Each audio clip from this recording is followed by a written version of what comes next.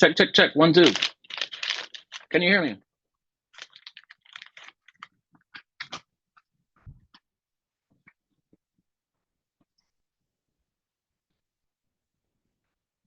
Mitch, you have to be present.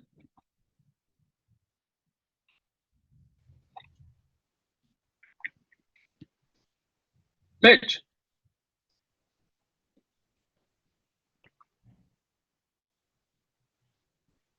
Check, check. Check, check.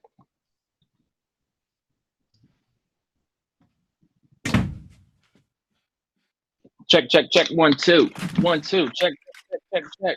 Hi. Check, check. 1, 2. Hey, man. What's I'm up? so sorry. I forgot to put You're sugar late, in my goddammit. coffee. I'm late.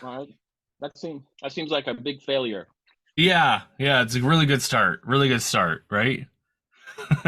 Why are you drinking coffee? It's 10 a.m. for me. It's like 1 for you. I slept in, and I hadn't had a coffee yet, so Okay, fair enough. I thought, why not? Well, good to meet you. The Mitch Burns himself. The Mitch Burns, yes, and you are forever known as my buddy Rand. That's how he All right, always. that's cool. I could use some more buddies. That's how yeah. Anderson always. Yeah, my buddy Rand. My buddy Rand. Yeah. Well, I'm not at the level where it's my boy Rand, but I'm hoping to get there pretty soon. My boy. That's reserved for reserved for all the cinema dicks out there, I guess. That's reserved for well, thanks for Bruce Perky, my boy. Yeah, who I've gotten in an argument or two on the socials before, but whatever. It's all good, Bruce. It happens. You don't. It's okay. Yeah. So what's up, man? Thanks for having me on here. It's great to be considered part of the Film Vault. I just was friends with Andy, so yeah. This is great. Well, and that's what I want to get into is how you first met Anderson, and got that start. Okay. But well, I moved to. You want me to go in that now? Yeah, for sure. Here, well, let me do the intro, and then I'll. Okay, go for it. Yeah, I'll pretend to be professional for a hot minute. All right. Hey, Film Vaulters. Hey, Film Vaulters. Welcome to the Film Vaulters. I'm Mitch Burns. I'm your host. And this week, I'm here with director, actor, cinematographer, and most importantly, listener of the Film Vault, Rand COURTNEY. How are you, sir? Hey, Film Vault. We do it for the Film Vault. Hey, Film Vault. All right, Mitch. Yeah, high five. Yeah, buddy. We are, as you can tell, we just gave each other high fives. We are in the room together, not over Zoom. As always, my guest picks a topic that the Film Vault podcast has done over his 20-year tenure. Rand did not do that. He picked his own topic, top 5 troubled teens. We'll be doing that later. Very inspired topic. There's a reason. There is a reason, yes. But before we do our top 5, I'm gonna talk to Rand a bit. I guess we'll get to Anderson later. We were gonna jump right into that, but yeah, fuck him. Fuck him. First, your new movie La Lucha, Getting Schooled in America, was just at the Venice International Film Festival in April. Semi-finalist at the Whistleblower and Summit Film Festival in August. You filmed the students and teachers and administrators for 3 years and made a documentary about the injustices of the school system.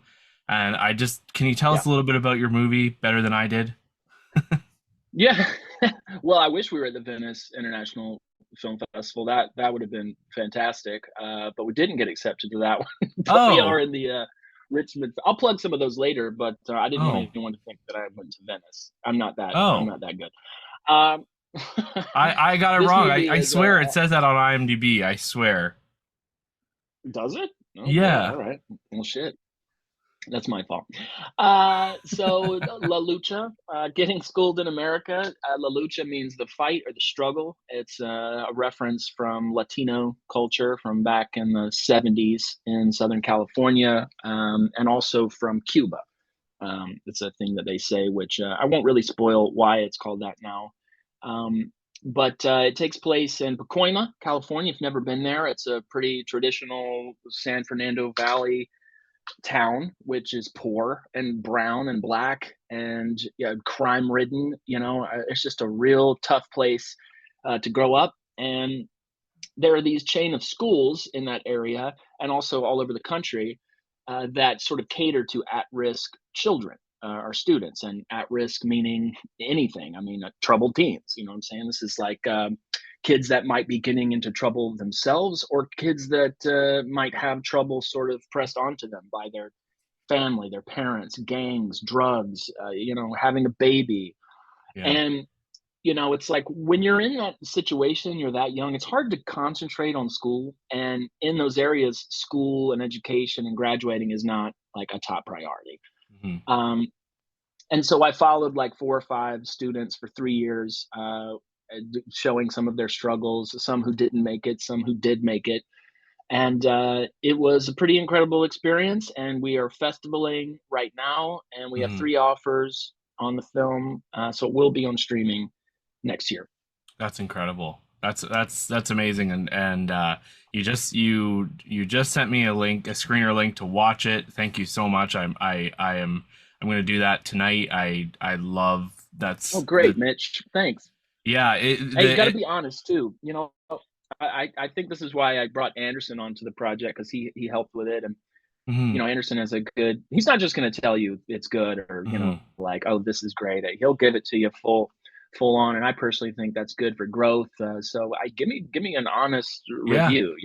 Yeah. It's difficult to watch. It's very heavy. It's Yeah. not fun, but it's very real and very raw. And so thanks for checking it out. Oh, Maybe that can be one of your flick sessions for next Tuesday or whatever. Yeah, it will. I can't wait. And just like knowing you and now meeting you and getting an idea of who you are, it's probably going to even hit me even more. I'm sure it'll get dusty. The trailers, there's some hints of some things that may or may not happen. And I already got chills. I'm a school custodian, which is not like, I'm not a teacher or anything, but I love these kids, and I see the injustices in the system, and right now Canada is dealing with a lot of Syrian refugees that we have, and so are you in Canada? Yeah, I'm in Canada. Yeah. Oh, I'm sorry. No, I love Canada. Unless until I move to I probably need LA. to come to Canada. You don't want to come here, man. I think in February I might try to come visit LA, but it's definitely a dream. But yeah, so I definitely I'm excited to see it. Well, Mitch, that's I'm glad that you're excited. And I had a personal sort of investment in this because I myself was a troubled teen, very, very troubled. I grew up in South Carolina, and there's not a real hotbed of creativity there. And I was a very creative kind of kid and hyperactive, and got into a lot of trouble. I did not graduate high school. So while following these kids, just absolutely connected with them and felt a real kinship. And so it's like personal investment, I feel like I could tell the kids' stories just because I was one. Yeah. I'm excited for other people to see it. I hate coming and promoting and no one can see it, but it is coming soon. Very soon. Oh, that's I'm pumped. And so it'll have to be on my 2023 list of films, because I'm going to watch it this year, and then next year everyone's going to be like, "Have you heard of this movie La Lucha?" And I'm going to be like, "Yeah, I saw last year, man." Yeah. You got a private screener. Yeah, that's great. That's amazing. That's really great. Anything to build a little bit of hype for it. In fact, I have a screening coming up in my hometown of Columbia, South Carolina, in about 2 weeks. And I'm so fucking nervous because when I left South Carolina, I was still a very troubled person. Yeah. And I learned a lot of things in South Carolina that really helped me with this film. So I'm having this big screening with a ton of my old friends who I haven't seen since I left, and it's just this whole full circle of my own life and this film. It's Yeah. just incredible. It's That's really a incredible. It's been a long road. yeah. Yeah. That's a whole different ball of anxiety, is showing it to people you know, but then showing it to people that you used to know or have an idea of you in their mind Yeah. already. Oh God. Yeah. But And I don't like to really have the attention put all on myself. I used to be an actor. I started acting when I was like 12 or 13, and I did it until about 22 or 23. So I'm fairly used to being in front of people talking and whatnot. But mhm, acting is a very selfish, self-involved mhm, business, and I wasn't that person. So I moved, yeah, behind the camera, and it's helped me work with actors and just regular people and subjects. Because documentarian, I mean, you have to be a chameleon. yeah. Any You're situation you everything. get into, you have to be able to adjust and ask questions and listen. Yeah. So yeah, my whole experience leading up to now has helped me sort of make this specific film. Hmm. My ex-wife used to watch One Tree Hill, and I saw that you were in an episode of that, and I was like, No, oh I was responsible for paralyzing one of the main characters. I've got a funny story about that actually. no Here's how way. disconnected from acting. Yeah, yeah. Here's how you can see it online. It's a small scene. I did a lot of what's called day playing roles, which is you have a few lines or maybe a scene, and you come in Yeah. and you're gone, and that's kind of the roles that were offered in my time near Wilmington, North Carolina, where One Tree Hill and Dawson's Creek was shot. So I get cast on One Tree Hill. I never seen the show. I don't want to watch it. It's not for me. No, But me either. I get cast, and I'm in this. I'm supposed to, go in and sort of like talk shit to one of the main characters, and we get in a fight, and he gets thrown through a plate glass window and gets paralyzed, right? So I'm like, man, this scene's great. And on film and television sets, there's no rehearsal. I mean, it's like they walk you right up, and they're like, okay, here's where you stand, go. And Oh, this is like a bar filled with people. And, in post, they add all of the party sounds and music, but there it's completely silent. So it's yeah. very intimidating. And like all these people your age, so anyway, so like, okay, assistant director's like, okay, go there, okay, and say your lines, okay, action.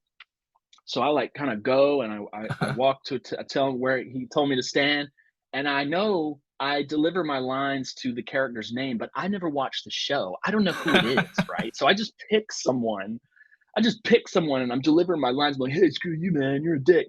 Cut, cut. The director comes all the way back. He's like, the star of the show is right here. That's who you want to talk to. And I'm like, God, fucking damn it. And So yeah, I meanwhile, wasn't really made out to be an actor.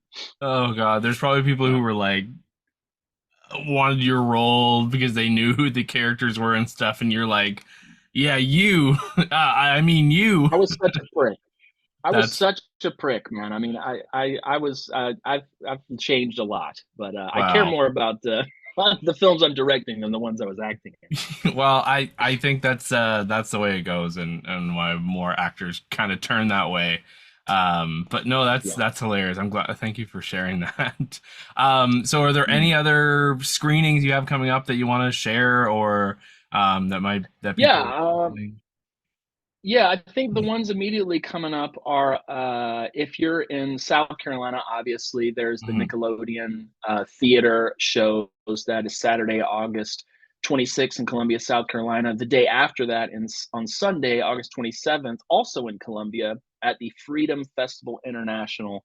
Oh, It's playing at 2:50 p.m. And then we're in the White Mountains of Arizona on October 20th for the Show Low Film Festival, and then September 26th at the Richmond International Film Festival. And that's about it. And we're probably going yeah, to do some international showings actually cool. next. We might go to France and Germany and shit. And then hopefully everyone will be able to see this on streaming next year. And I have plans to do a show with Anderson and Brian. I'll just do, Okay. I think, I hope, like a whole show Hmm. of, sort of like what we're doing now that promotes the film and whatnot. So that'll be super fun. That's awesome. So speaking of that man you just mentioned, how did you meet Anderson? Mhm. Did were you listening to Loveline first, or did you meet him first? What happened there? Nope. Never really messed with Loveline, except the show that was on for a while. I Hmm. moved to LA in like 2010 or 11. And I remember really specifically, I was living in West Hollywood and I was like transitioning a garage into like a studio. And, you know, podcasts were still kind of new back then. Mm-hmm. And I was just like, Mm-hmm. I don't want to listen to music. I want to listen to someone talking about film. And the first one I pulled up was the Film Vault. And I just really liked it. You know, a lot of film shows, Yeah. I don't want to seem coarse, but there's a lot of nerd talk, you know, Mm-hmm. where it's Yeah. like lightsabers, you know, and like it just it's cringy. Yeah. And you know, Anderson and Brian just have such a great way of not doing that and just Yeah. being really cool about what they're talking about and knowledgeable and not dipping too far into fucking nerd territory, you know. Yeah.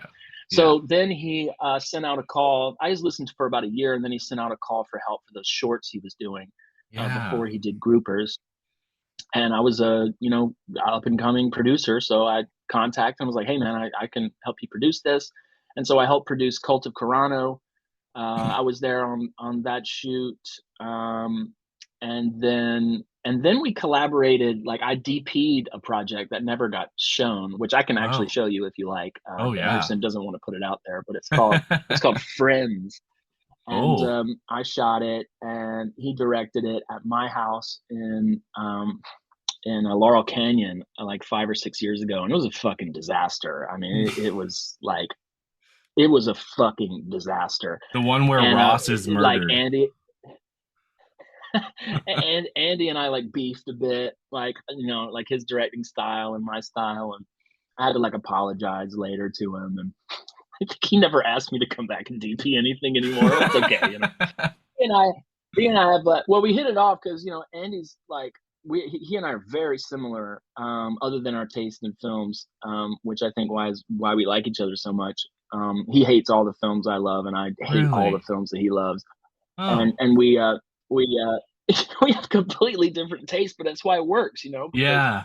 I can send him something and he'll be like, I don't know about this, man, you know, or he'll send me a script and I'll be like, I don't fucking get it, you know, like, you know, but he's cool about it, you know, send me a screener of groupers and I'll just give him 20 pages of shitty notes and, you know, there's no Yeah. beef. Yeah. And that's cool. That's the kind of people I like to hang out with, Of you course. know, ones that you can go, I don't like your movie, but I like Yeah. you and I like Yeah. the way you do things, you know.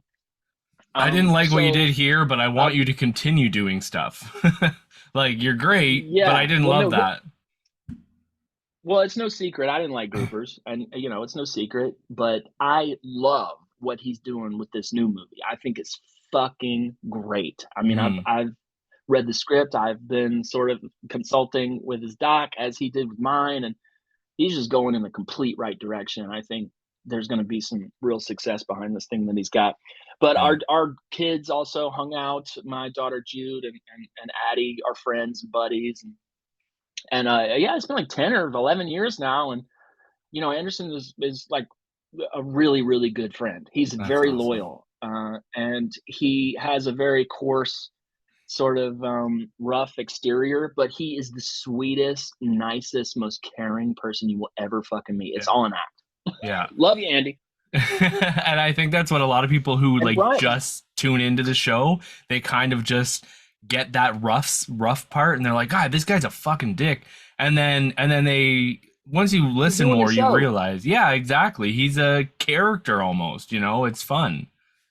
But Yeah, I mean, you have to realize Andy and Brian are fucking professionals at what they yeah. do. They are very good at that podcast and the way they sort of denigrate themselves and talk shit on it, but they're fucking masters at that, you know, and they came up through, you know, masters of talk radio Yep. and podcasting. So it's no surprise that they're so successful.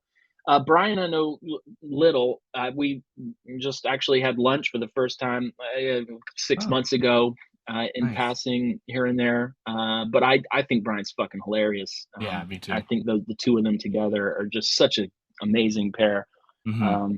It's my favorite podcast. You know, it's Yeah. just I look for like you. You know, I look for it every week. I'm you know Yeah. working on my car, is cleaning the kitchen. I'm listening to those two fucking go at it.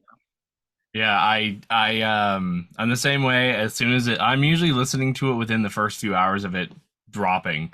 Oh yeah, Maybe yeah, I'm a super film good. vault nerd, so I should always wear my Me shirt, too, buddy. but whatever.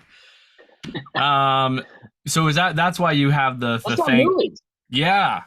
All right. You have a thanks credit on the groupers, so that's for helping him with the script. Then I guess, kind of. Oh, did I get a thanks in that? Well, I did Yeah. contribute $100, so Oh.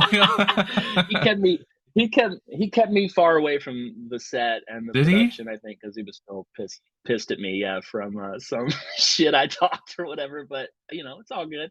That's It's all amazing. good. I Well, still love him. like I said before, you will always be known as my buddy Rand because that's what he calls you. Yeah, man. And I love it. He always says that. Well, Like, now we're buddies. and now we're buddies, and Yeah, that's amazing. Thank you right. so much.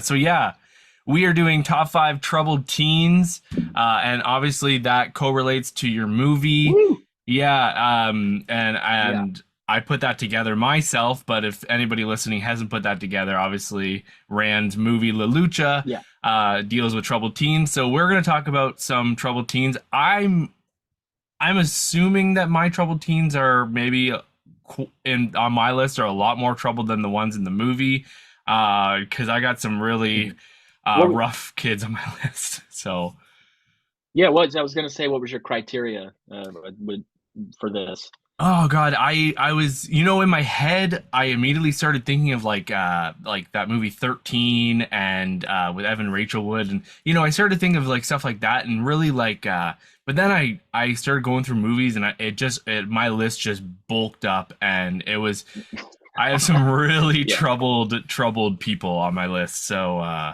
they had to be a teenager, and yeah. they I had tried to be. to. Yeah. Yeah, I tried to just kind of keep things because there's so many. I tried to keep things in movies that where the characters felt realistic, like it felt like it could happen or could have Mhm. happened, or like someone that not necessarily like fantastical or horror, Yeah. or like The Good Son, Oh my gosh, shit like yeah. that, which is just not a teen, but True, cool. yeah. All right.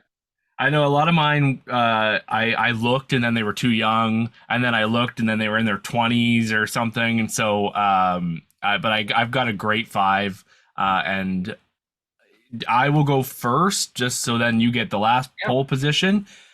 So my number five is from the 2019 film Luce, Luce. It stars Naomi Watts, Yeah. Octavia Spencer, and then the boy in trouble is Kelvin Harrison Jr. And he plays Luce Edgar. Or I don't know how to say the name, but it's been a while. I should have looked that It's up. loose.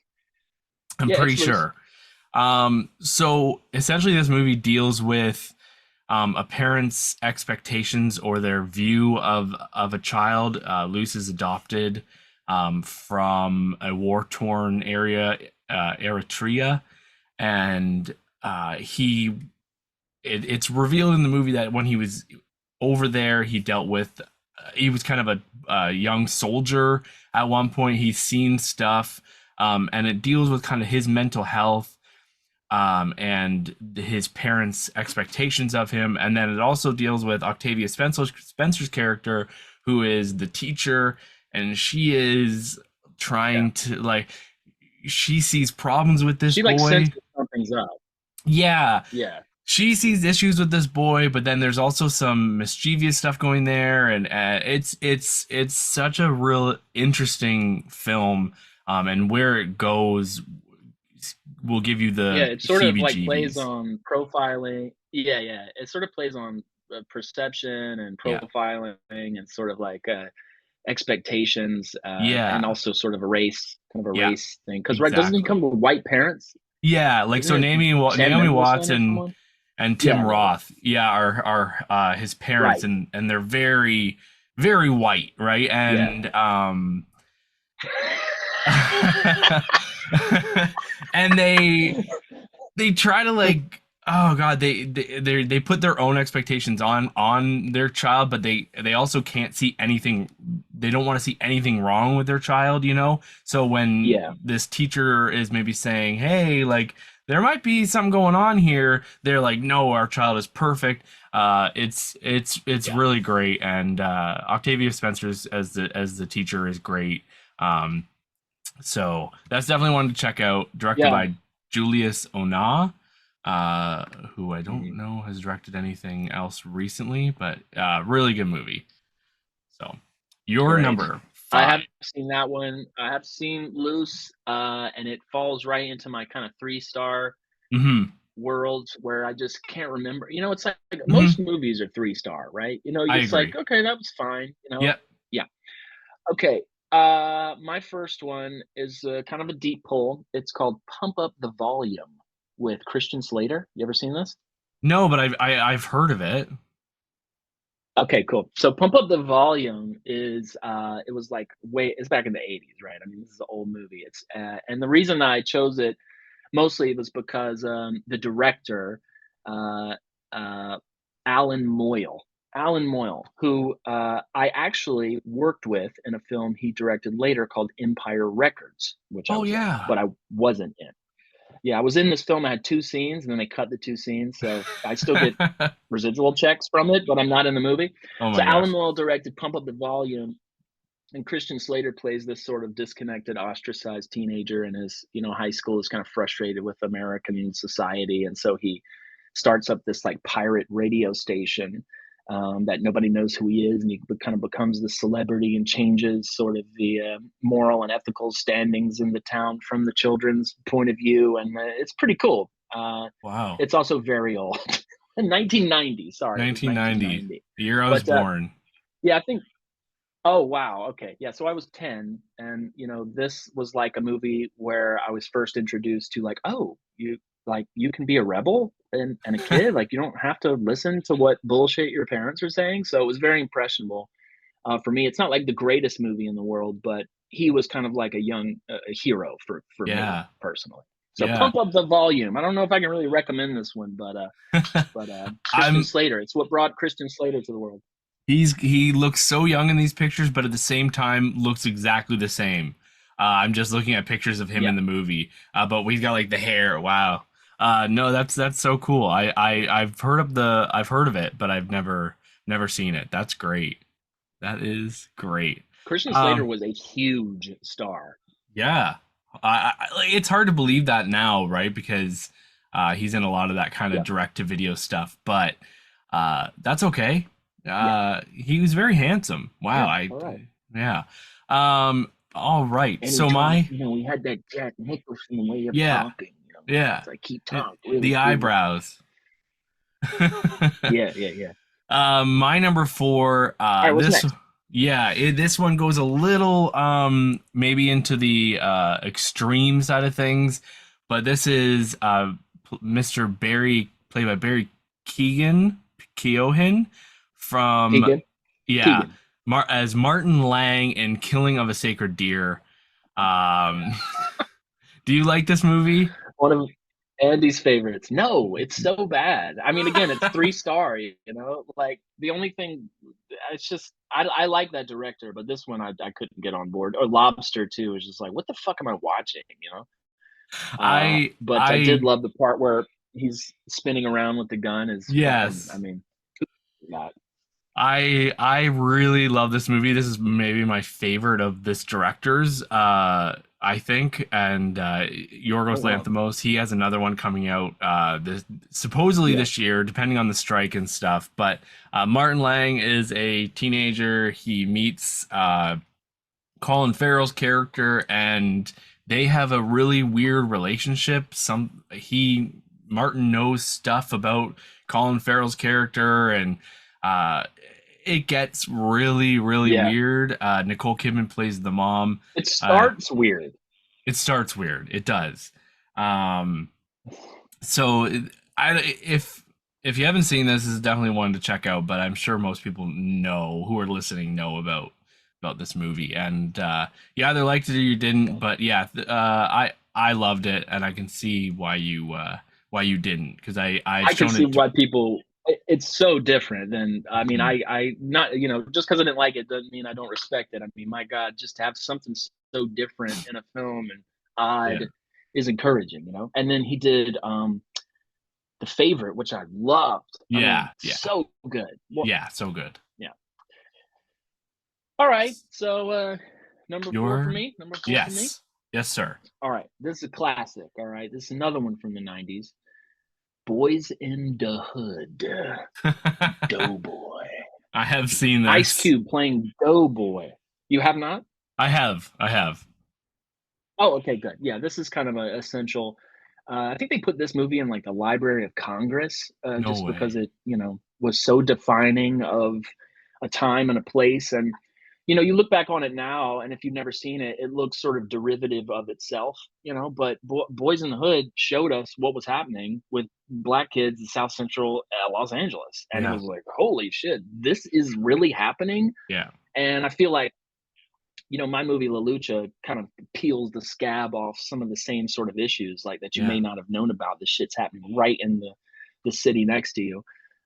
But just and also like Ice Cube was a rapper, and he wasn't an actor. He wrote the song Boys in the Hood for Eazy-E. And so here he is in this movie and he just steals every scene, and Yeah. the movie's not about him, but that's all you can kind of really remember is Doughboy's story. Yeah. And he just sort of represents again more, rebelliousness, you know, anti-American sort of sentiment, Mhm. all the things I love. Yeah.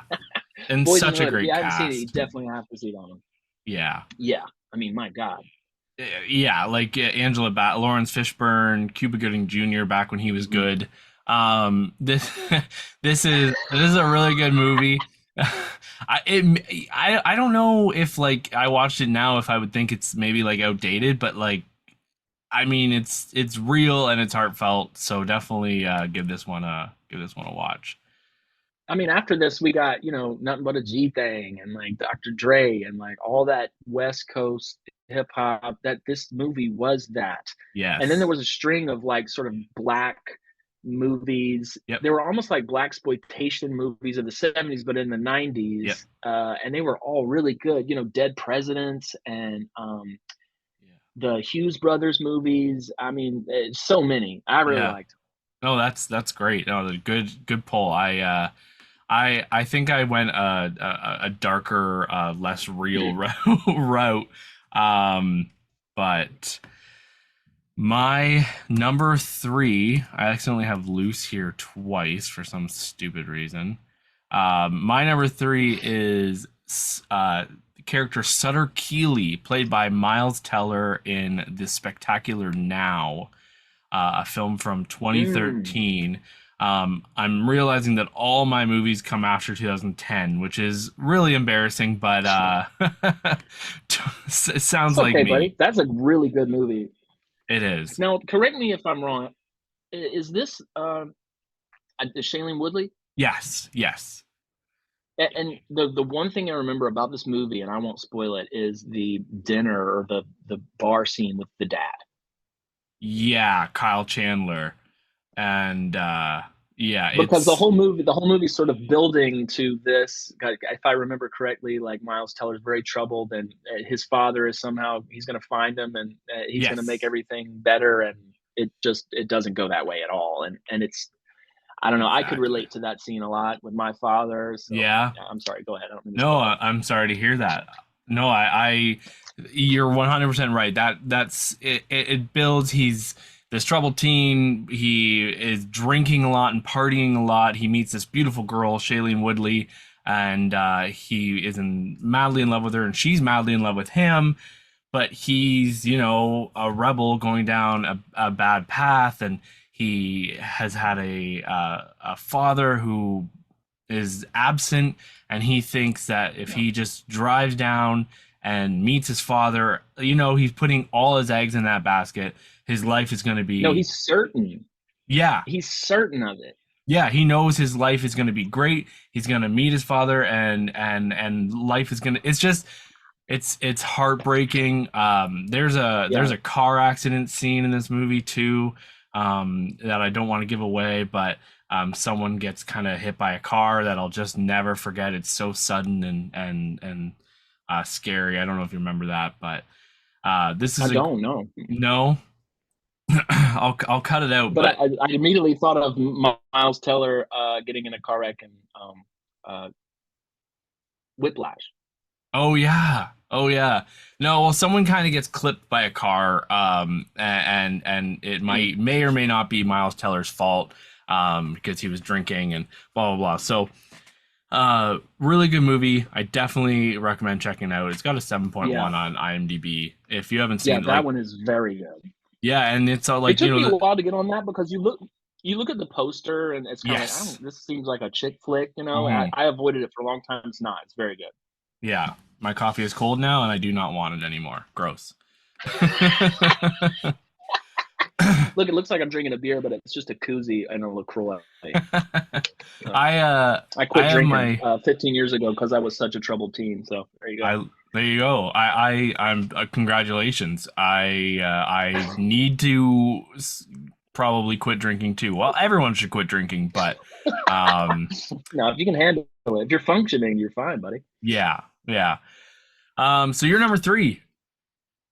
Okay, look, this one I'm super excited about, and this one will seem familiar to you because I signed it to you. It's Mean Creek.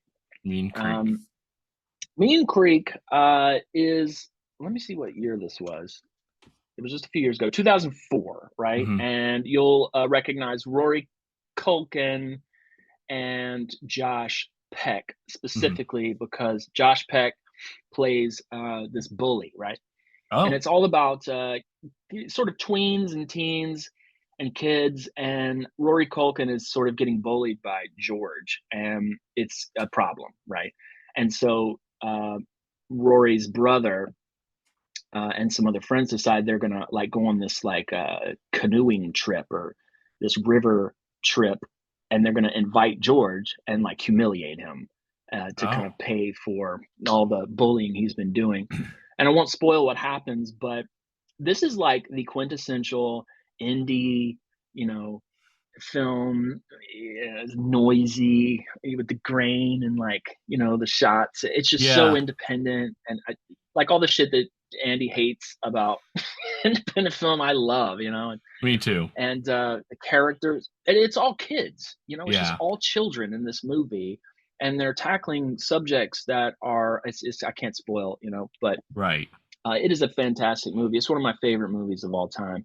And again, just sort of represents the kind of stuff that kids have to go through. You know, when they go to school, it's not all fun and games. Sometimes they're suffering real trauma. And sometimes they can take that into their own hands. And stories like these in this movie, I've seen in my own small town, stuff like this happen. And so that's why it's my number 3. I'm excited to see this. Yeah, I'm gonna watch it, and then I'm gonna review it. It'll be reviewed on the next episode. So as you heard, he just assigned Mean Creek 2004. I'm pumped. I love small indie movies like this, and hearing it's one of your favorite movies, I got chills because, you know, like that. I love people that love film, so it's like it's so exciting to me when somebody brings up a movie I've never heard of, and they're like, this movie's amazing. So that's awesome. Yeah, right? And I'm trying to think of this director. This director impressed me, and, you know, I'm looking at his catalog, and he hasn't really done anything else. Maybe a sequel to The Ring, but this one is quite a triumph. Okay. Yeah. Yeah, the sequel to The Ring. That's not good. That was a money gig for him. Probably, yeah, for sure. And then he can keep doing his indie stuff. So my number 2, I guess. I'm on my number 2. This is a movie that maybe you might not have heard of, but it is from one of my favorite working directors. It's a Canadian movie, Canadian director, Xavier Dolan's film, Mommy. It's a French film, so it's all in French.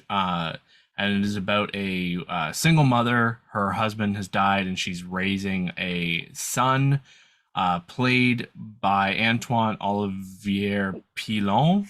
And he's playing Olivier, and he's playing Steve O'Connor. And he has abandonment issues, and he has they say he has ADHD, but he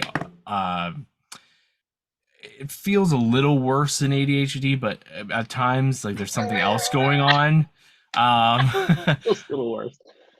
But maybe anyways, but this is a really good movie. I'm gonna have to watch this one. You really should. It's top 50 movies for me of all time. He has like a weird relationship with his mother, not in a creepy weird way, but like an Oedipus sort of way. Well, he's very attached to her, and then it's so beautiful. It's such a beautiful movie.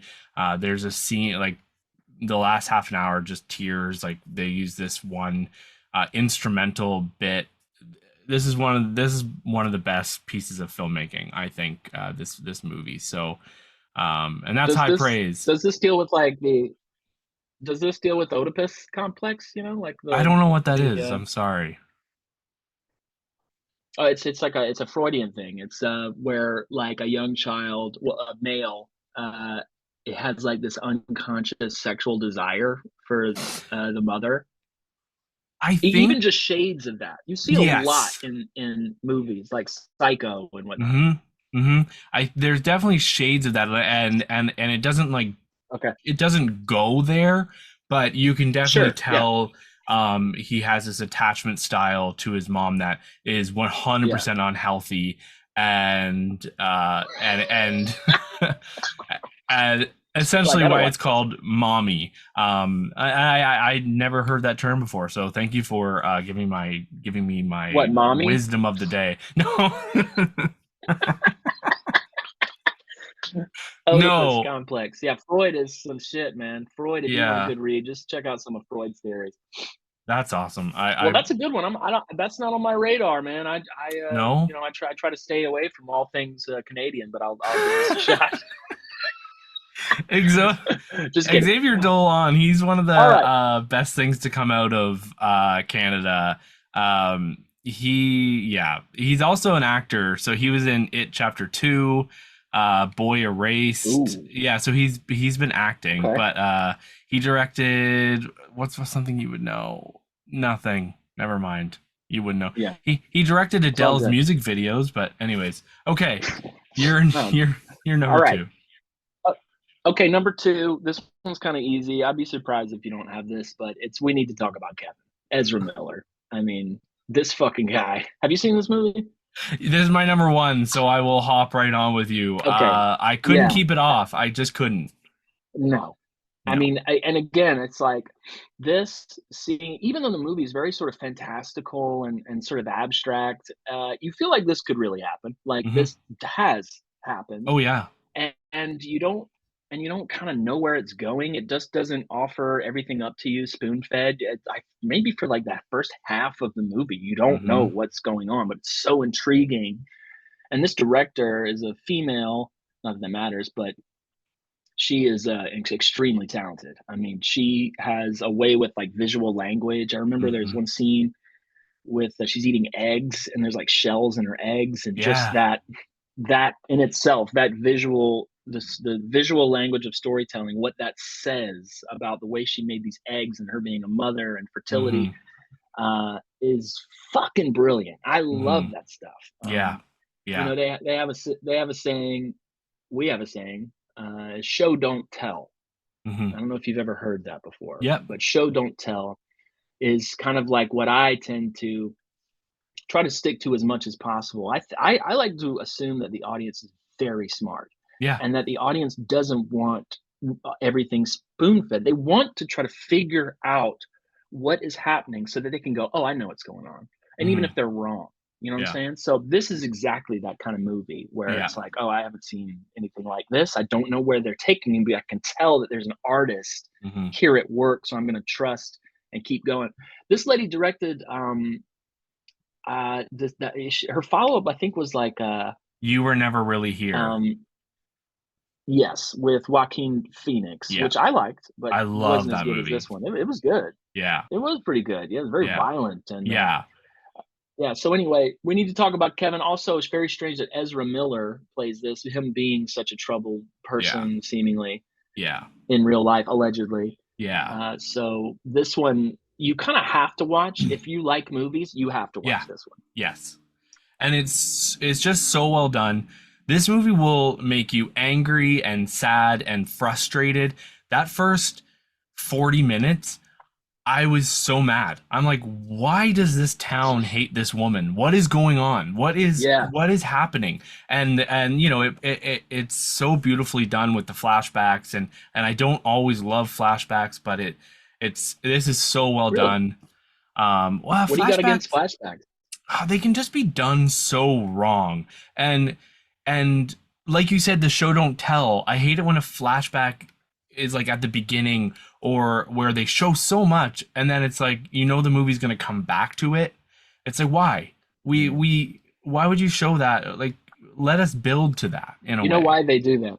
You know what? You know why I think, if I understand what you're talking about, and if we're talking about the same thing, I think a lot of lazy screenwriting would be like, okay, we've got the first 30 to 40 minutes of this movie Yeah. that we have to get out all this exposition before we can get to the good stuff. So why don't we just show a Yeah. little bit of the good stuff first, go through the movie, and then come back? It's Yeah. purely a financial decision. You know what I'm Yeah. saying? Yeah. Ultimately, We to gotta get hook to them. keep people in seats. Yeah. Yeah. But you Yeah. see, like, Quentin Tarantino come around in the 90s and do Pulp Mhm. Fiction, and Yeah. uses that in a brilliant way, you know? Yeah.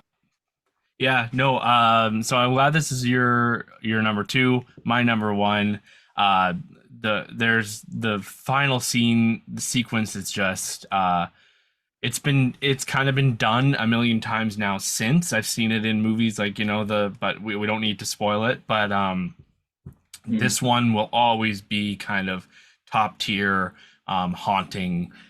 So yeah. yeah, no, great pick. And now you get what's your number one? Okay, this is kind of a layup, but kids. Still haven't seen it, but I still haven't taken that plunge. Wow. I know. Man. Okay, so let's go back here, because I wasn't like you. This came out in 1995. I was 15 years old. And this is back when there were, you know, like, movie stores. You go and get actual physical media from. Were you ever part of that? I'm sorry. Yes, yes, I Do you was. remember Yes. that? Oh yeah, Okay. yeah. That, I don't know. I mean, I hate to sound like an old man. I really, really miss going into a Blockbuster Video, looking at the physical media, turning it around, and sometimes it wasn't there, and Yeah, you had to yeah, wait, or you'd go over to the returns and try to look for it. All that shit was so much fun. And yeah. so it was around this time, and not every movie was available everywhere. And so I'm in South Carolina and I hear about this movie, Kids. It's like lore, you know what I'm saying? And Hmm. I'm just dying to try to find it, see where I can see it. And I finally watch it on like some bootleg VHS, and again, this film I like it because I replicate some of this in my documentaries, and especially in La Lucha. There are moments in Kids that are disturbing and uncomfortable and shocking, but the camera stays on it. It Hmm. doesn't cut or Yeah. move. It just lingers on this uncomfortable shit that you're watching. However, it's not gratuitous because Right. it means something. It's like Yeah. you're seeing a window into reality. And again, it's like, wow, this is what's happening with Yeah. teenagers and tweens in the mid 90s in New York City. This is Hmm. really happening. You know what I'm Yeah. saying? And one kid in particular, Telly, which I can't really say a lot about, is doing a lot of damage, and he's doing it on purpose.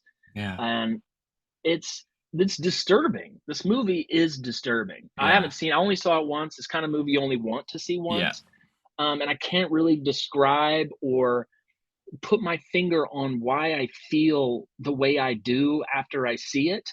But it's strong enough for me to apply those practices in my own filmmaking. So in my movie, there's a lot of uncomfortable spots, and I Yeah. fought hard a lot of Andy giving me notes. Hey man, this is really, you got to cut here, or give Yeah. us a break or whatever. I'm like, no, stay in it. Yeah. Like, Yeah. feel it, look at it. Yeah.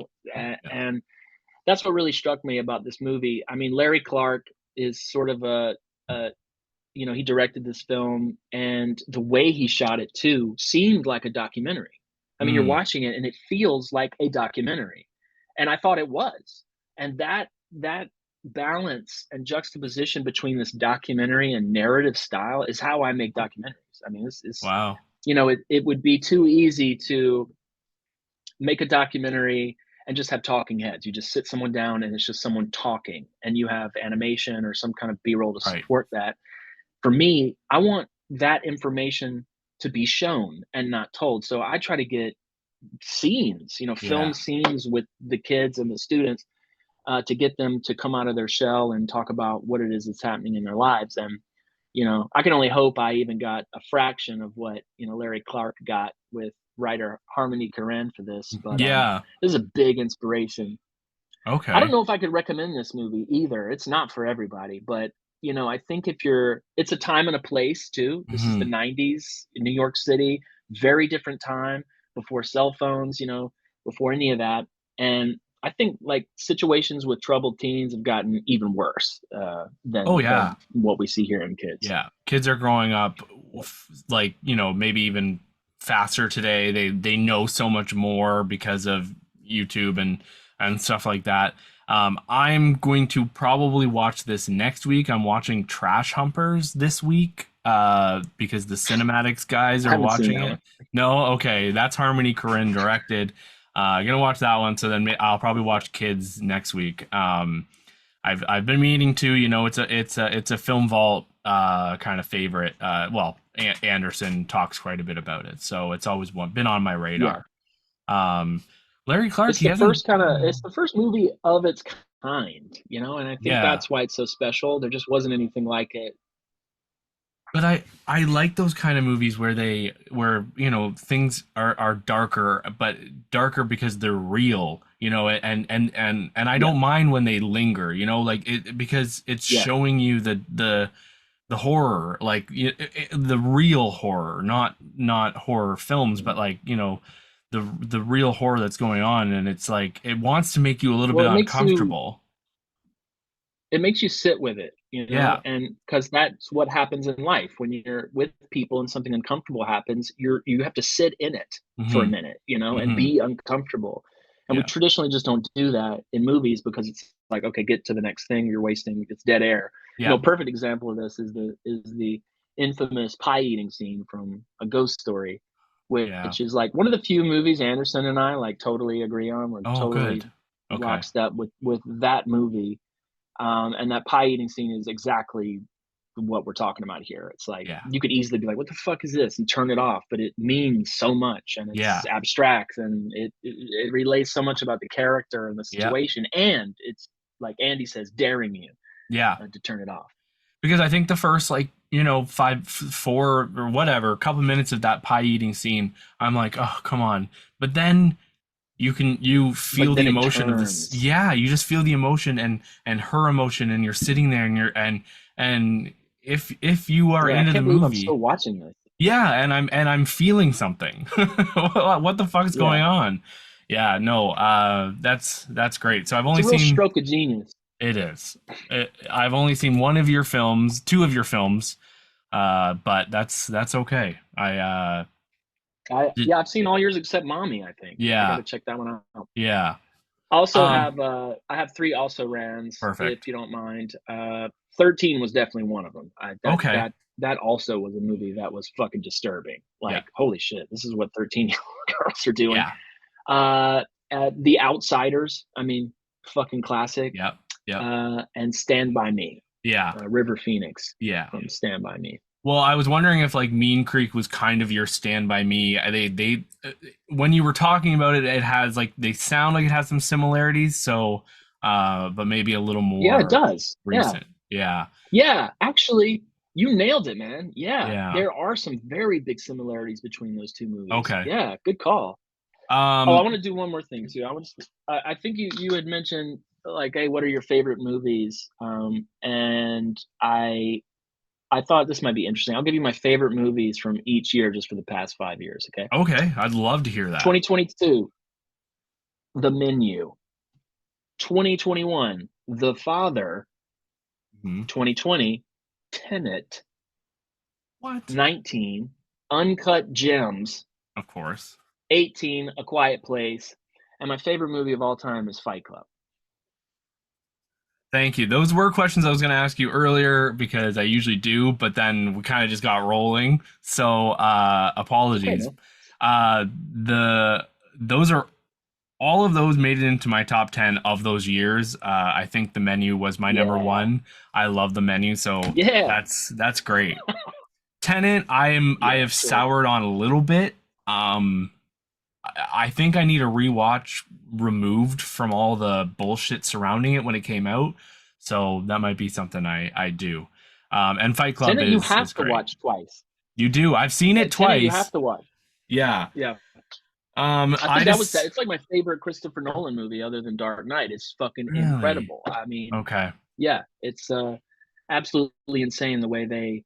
I mean, I still haven't figured out the No, structure of. I still haven't, and I've seen no. it 3 or 4 times, But and I love that. I love that scene in the room where they're in the one room, like it's in half, and they go in one way and then they come out the other side and they're doing things backwards. Like that whole scene I will never forget. It's one of the best filmmaking scenes I think I've seen in a long time. Yeah. I have three also Rands. Donnie Darko was one. I Oh yeah. obvious. I was gonna. Classic. Yeah. I wanted to stay away from comedy, but I was gonna put Mean Girls on there. One of the characters, I didn't know who. Mhm. And then 13, and then last year there was a foreign film that came out called Close. But I think the kids were like maybe 11, 12. And it's a really good Mhm. movie. So yeah. So Right. where can people find you and your movie? Well, not your movie right now, but you know. Yeah. Well, I'm on Instagram at Creative Deviants. That's the Yep. name of my production company. I also do like corporate video and stuff to pay the bills. Yep. I've been doing it for many, many years. I have a website, creativedeviants.com. You can also check out the documentaries website at gettingschooledinamerica.com. And yeah, it's all over the socials and everything. Yeah, that's pretty much it. Perfect. Well, thank you so much for coming on. I will have all of that in the show notes, all the links and everything to your Instagram and your website. I will watch La Lucha this afternoon.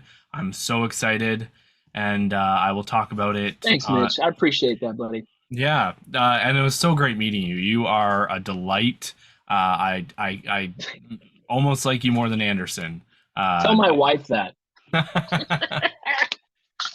And look, man, you're doing a good job. We hear your name every week. You're like doing lots of good work for the Film Vault. We need it, man. You know what I'm wow, saying? It's like thank you, that work you're doing is great, and I'm thank you. glad you have this sort of ancillary podcast for the Film Vault. And I truly am honored to be considered part of that crew because I love those guys, man, and I know they Yeah, give me us too. all. It's like a friend. You know, it's like you're visiting with friends every week. Hundred You know, percent, except you don't hundred have to percent.